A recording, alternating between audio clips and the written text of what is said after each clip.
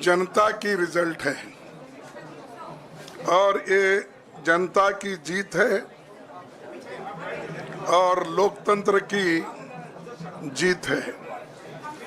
हम पहले से यही कह रहे थे कि ये लड़ाई हमारी मोदी वर्सेस जनता है, लोग हैं।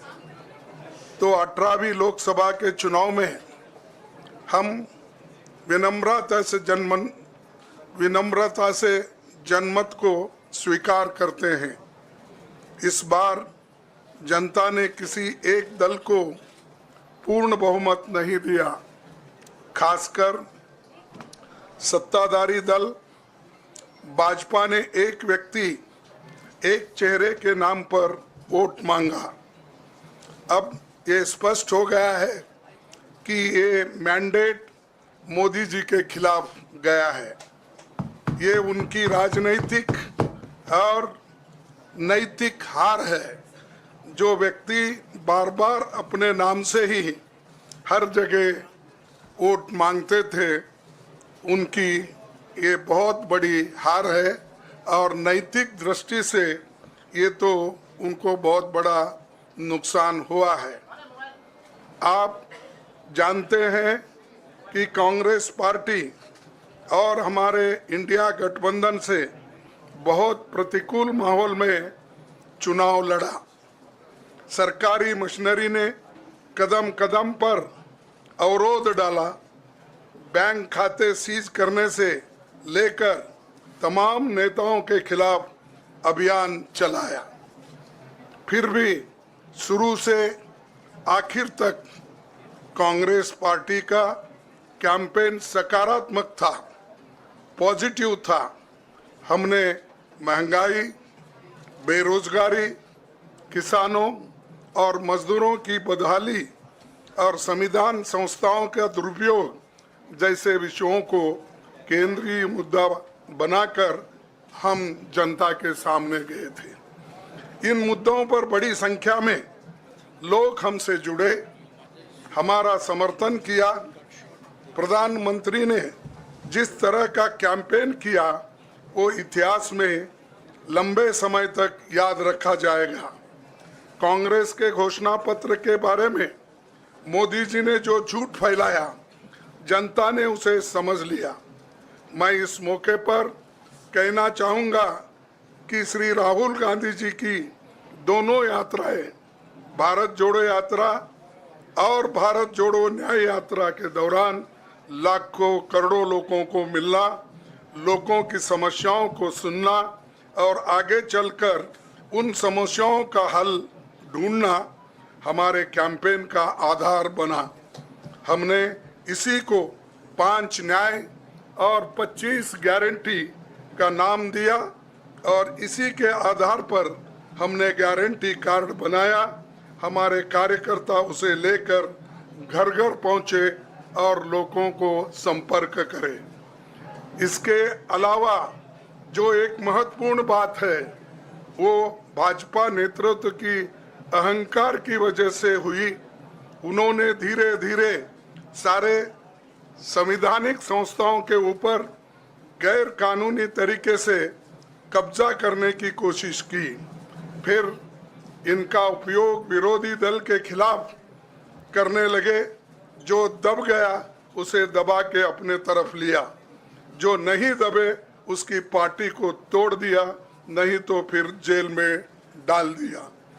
लोगों को ये विश्वास हो गया था कि मोदी जी को एक मौका और मिला तो अगला हमला संविधान पर सीधा होगा और लोकतंत्र पर होगा।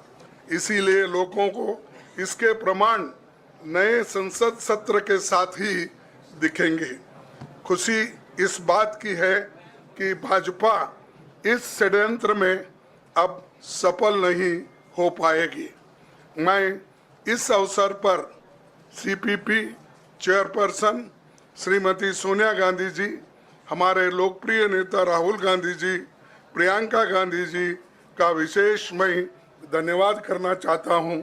और इन्होंने दिन रात बराबरी से पूरे देश में कैंपेन किया और हमें एक मजबूत स्थिति में पहुंचाने के लिए भारी मदद इन्होंने की। और मैं ये कहूँगा कि इनके वजह से हमको बहुत बड़ा प्रोत्साहन देश में मिला और आज ये स्थिति जो बनी है उनके वजह से बनी। और हमारे करोड़ों कार्यकर्ता जो है देश में, उन्होंने भी हमारा साथ दिया, इसीलिए मैं बहुत बहुत उनको धन्यवाद देता हूं। आखिर मैं इंडिया गठबंधन के अपने सभी साथियों और शुभचिंतकों का धन्यवाद करता हूं। सभी एक साथ मिलकर एक स्वर में रहे, सभी ने मिलकर प्रचार किया और एक दूसरे की मदद की। हमारे हजारों लाखों कार्यकर्ताओं ने अच्छे तालमेल के साथ काम किया। आप सभी का धन्यवाद। अभी हमारी लड़ाई अंजाम तक नहीं पहुंची है। हम सबको आने वाले दिनों में इसी तरह लोगों के अधिकारों के लिए, संविधान की रक्षा के लिए, लोकतंत्र के बचाव के लिए, देश की तरक्की के लिए, सीमाओं पर सुरक्षा के लिए लड़ते रहना चाहेंगे। हमें सुनिश्चित करना होगा कि संसद सुचारू रूप से चले, विपक्ष के मुद्दों को प्राथमिकता मिले, संसद में उन पर बहस हो। आने वाले दिन महत्वपूर्ण होंगे। हम आपसे बात करेंगे जब कभी भी मौका मिले। आप सभी को मेरा धन्यवाद और आपका साथ भी हमको रहा और हमने चुनाव में भी जहाँ हमको जितना हो सकता है वो साथ आपने दिया, इसलिए आप सभी को भी मैं धन्यवाद करता हूं और सभी को नमस्कार। शुक्रिया खड़गे जी। मैं राहुल जी से गुजारिश करूंगा वो आपको संबोधित करें।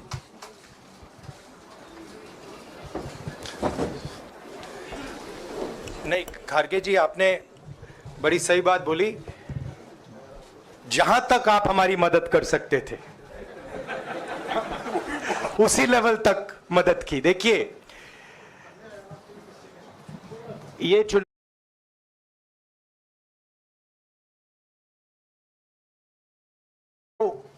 इंडिया गठबंधन और कांग्रेस पार्टी सिर्फ एक राजनीतिक दल के खिलाफ नहीं लड़ी थी।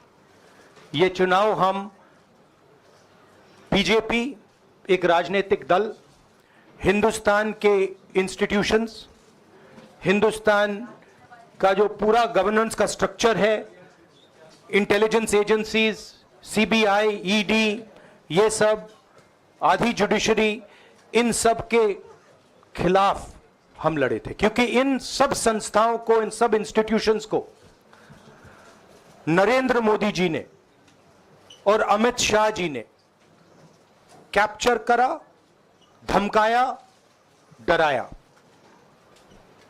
प्रेस की तो मैं बात करता रहता हूं। आपको मतलब काफी बार कहा है कि आपका भी रोल रहना चाहिए और उस रोल को काफी लोगों ने किया, काफी लोगों ने खुल के किया, काफी लोगों ने छुप के किया। और आपके इमोशंस कहां थे हमें मालूम है। लड़ाई संविधान को बचाने की थी, कॉन्स्टिट्यूशन को बचाने की थी। और मैं आपको सच बताऊं तो मेरे माइंड में था पहले से, जब इन्होंने हमारा बैंक अकाउंट कैंसिल किया, जब चीफ मिनिस्टर्स को जेल में डाला, पार्टियां तोड़ी, मेरे माइंड में था कि हिंदुस्तान की जनता अपने संविधान के लिए एक साथ खड़ी होकर लड़ जाएगी। और यह सच साबित हुआ।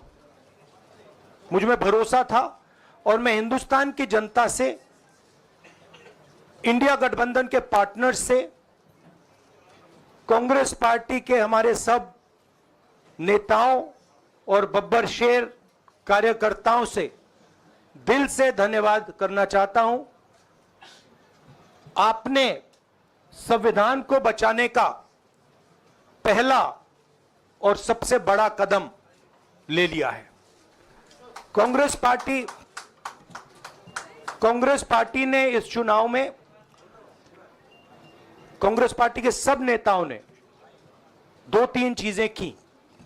सबसे पहले हमने इंडिया गठबंधन के पार्टनर्स की रिस्पेक्ट की, उनकी जो विशेष थी उनको हमने साथ लिया, और आपने देखा होगा कि जहां भी गठबंधन लड़ा हम एक होकर लड़े।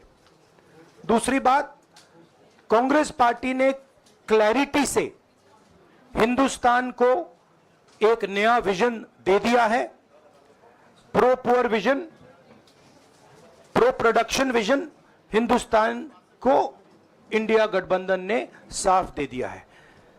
ये जो हमारा परफॉर्मेंस हुआ है, इंडिया गठबंधन का परफॉर्मेंस हुआ है, इसके पीछे कॉन्स्टिट्यूशन, जो रिजर्वेशन पर बीजेपी ने आक्रमण किया, गरीबी, अदानी जी के आपने स्टॉक्स तो देखे होंगे, देखे हैं वो स्टॉक्स उनके, तो बड़ी इंटरेस्टिंग बात है। जनता अदानी जी को मोदी जी से डायरेक्टली कोरिलेट कर रही है। मोदी जी की हार होती है, स्टॉक मार्केट कहता है भैया मोदी जी गए तो अदानी जी गए, मतलब डायरेक्ट रिलेशनशिप है, करप्शन की रिलेशनशिप है। और देश ने नरेंद्र मोदी जी को साफ कह दिया है कि हम आपको नहीं चाहते हैं। And this is the main thing that this election has said. The country has unanimously and clearly stated, we do not want Mr. Narendra Modi and Mr. Amit Shah to be involved in the running of this country. We do not like the way they have run this country. We do not appreciate the way they have attacked the constitution. We do not appreciate the way they have run this country for the last 10 years. So that is a huge message to Mr. Narendra Modi. I'd like to thank everybody who has participated in this election. I am extremely proud of the people of India. I'm extremely proud of the people who have resisted this onslaught on the constitution. और अंत में मैं आपको कह दूं कि इसको बचाने का काम हिंदुस्तान के सबसे गरीब लोगों ने किया है, सबसे गरीब लोगों ने किया है, मजदूरों ने किया है, किसानों ने किया है, दलितों ने किया है, आदिवासियों ने किया है, पिछड़ों ने किया है। इन लोगों ने इस कॉन्स्टिट्यूशन को बचाया है। इस कॉन्स्टिट्यूशन, ये कॉन्स्टिट्यूशन देश की आवाज है। बहुत सारे लोग ने इसको नहीं बचाया, चुप रह गए थे, मगर हिंदुस्तान के सबसे गरीब लोग, सबसे कमजोर लोग खड़े हो गए और उन्होंने इस कॉन्स्टिट्यूशन को बचाया। मैं उनका धन्यवाद करना चाहता हूं, उनसे कहना चाहता हूं कि कांग्रेस पार्टी आपके साथ खड़ी है। जो हमने आपको वायदे किए थे, हम वो वायदे आपके लिए पूरे करेंगे। जाति जनगणना, महालक्ष्मी, ये हमारे वायदे हैं। धन्यवाद। शुक्रिया राहुल जी। अभी 3-4 सवाल सिर्फ हम लेंगे। एक मिनट प्लीज, एक मिनट, शांत हो जाइए प्लीज, शांत हो जाइए प्लीज, शांत हो जाइए, एक मिनट शांत हो जाइए।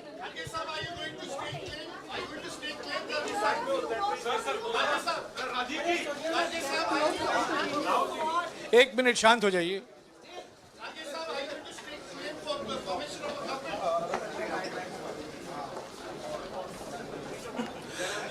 एक मिनट, खरगे जी और राहुल जी आपका 4-5 सवाल लेंगे।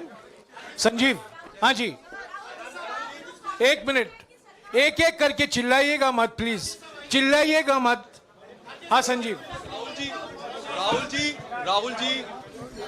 Rahul ji, although the NDA has emerged as, they are getting the majority, but some of its partners have been your partners in the past, including the TDP and the JDU.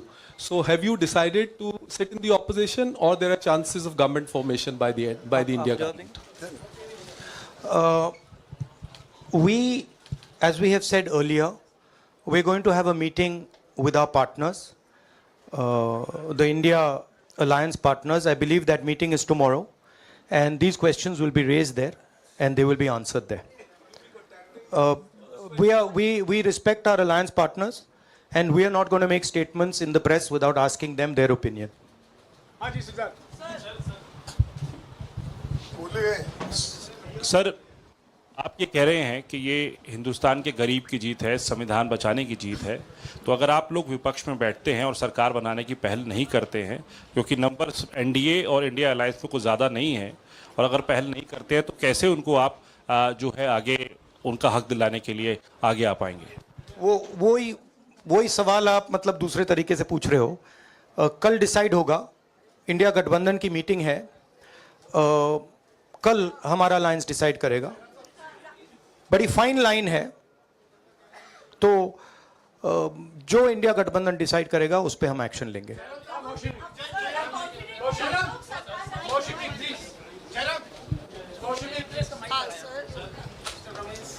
Sir, Kharge साहब ये आपसे पूछना चाहते थे कि यहाँ पे BJP में जश्न हो रहा है और उनके हिसाब से एनडीए को मेजॉरिटी मार्क से ऊपर मिला है, तो एनडीए सरकार बना रही है। तो यहाँ पे क्या आपको लगता है कि आपने कहा नैतिक आधार पे प्रधानमंत्री नरेंद्र मोदी को नहीं बने रहना चाहिए, क्या आपको लगता है कि बीजेपी में भी खेमेबंदी होगी इसको लेके, और क्या खुद नरेंद्र मोदी को ये फैसला लेना चाहिए? देखिए, अभी राहुल गांधी जी ने आपके सामने स्पष्ट किया, जब तक हम अपने अलायंस पार्टनर से बात नहीं करेंगे और जो नए पार्टनर हमको जुड़ने वाले हैं उनसे भी किस तरीके से हम बात करके अपने को मेजॉरिटी बना सकते हैं वो देखेंगे। सारे स्ट्रैटेजीज अगर यही मैं बोलूँगा फिर मोदी जी होशियार हो जाएंगे, इसलिए जयराम जी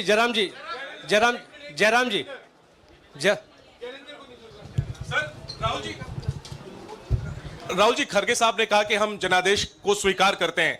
जनादेश इंडिया गठबंधन के लिए क्या है? विपक्ष में बैठने के लिए या सरकार बनाने की कोशिश करने के लिए? और आप दोनों सीटों से जीते हैं, बधाई। आप कौन सी सीट रखने वाले हैं? नहीं, सब दोनों सीटों से जीता हूं, और रायबरेली और वायनाड के जो वोटर्स हैं उनका दिल से धन्यवाद करना चाहता हूं। अब डिसाइड करना है कौन सी सीट पे मैं रहूंगा, थोड़ा पूछूंगा और फिर डिसाइड करूंगा। दोनों सीटों में तो नहीं रह सकता हूं, बट अभी डिसाइड नहीं किया है।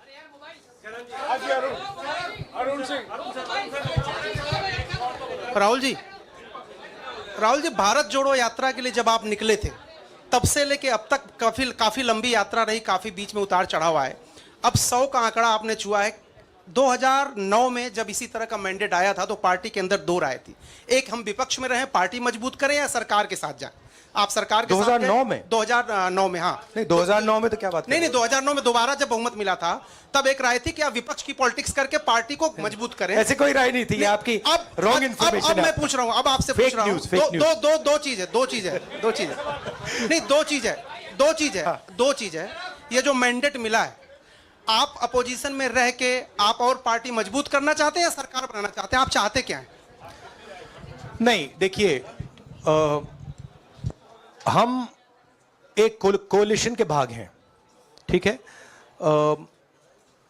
कांग्रेस पार्टी है, बाकी पार्टियां हैं, और उनके साथ अभी हमारा डिस्कशन नहीं हुआ है। हमने, भैया शांत हो जाए, हमने उनसे कहा था, इंडिया पार्टनर से कहा था कि चुनाव के बाद 5 तारीख को हमारी मीटिंग होगी और उस मीटिंग में हम ये जो सवाल है इसको डिसाइड करेंगे। तो सचमुच में इस सवाल का जवाब आज हमारे पास है नहीं, कल होगा।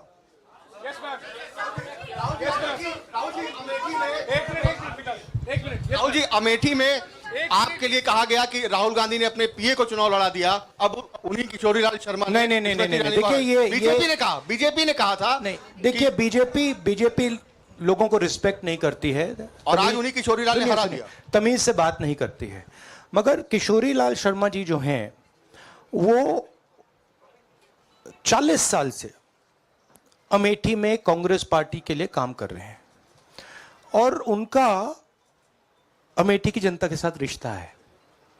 शायद बीजेपी के लोगों को यह बात समझ नहीं आई थी कि किशोरीलाल शर्मा जी अमेठी से बहुत क्लोजली कनेक्टेड व्यक्ति हैं और इसलिए उनकी जीत निश्चित थी और मैं उनको कंग्रेचुलेट करना चाहता हूं कि अच्छी तरह वो जीते हैं और उनको बारे में ये कहना कि वो पिए हैं, स्टनो हैं, ये बिल्कुल गलत है, ये ऑफेंसिव है, ये नहीं कहना चाहिए। राहुल जी मैं मोहित हूँ न्यूज नेशन से। सर कहते हैं आपने एक बात बोली जो मैं इसके जवाब देना चाहता हूं। देखिए यूपी की जनता से मैं कहना चाहता हूं, आपसे ज्यादा पॉलिटिकल विजडम, मतलब आपने कमाल करके दिखा दिया। यूपी की जनता ने कमाल करके दिखा दिया।